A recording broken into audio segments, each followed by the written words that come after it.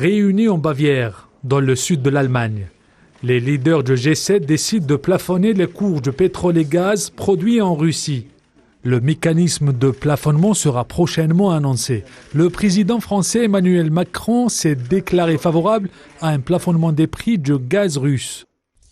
Et de manière très claire, ce qui ressort de nos discussions, nos conclusions, c'est que ce n'est pas l'Ouest qui s'oppose au reste du monde, mais bien le camp de la paix contre celui de la guerre. La Russie ne peut ni ne doit gagner. Et donc, notre soutien à l'Ukraine et nos sanctions contre la Russie se maintiendront aussi longtemps que nécessaire et avec l'intensité nécessaire durant les prochaines semaines et les prochains mois.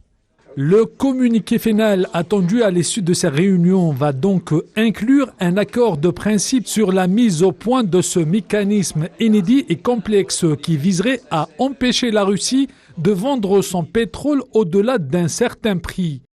Parvenir à un consensus sur ce sujet serait un pas en avant assez spectaculaire et l'un des résultats les plus significatifs du G7. Depuis le début du conflit russo-ukrainien, la question de savoir comment sanctionner les hydrocarbures russes est l'une des plus épineuses pour les Occidentaux, alors que les tarifs de l'énergie se sont envolés et pèsent sur le pouvoir d'achat des ménages.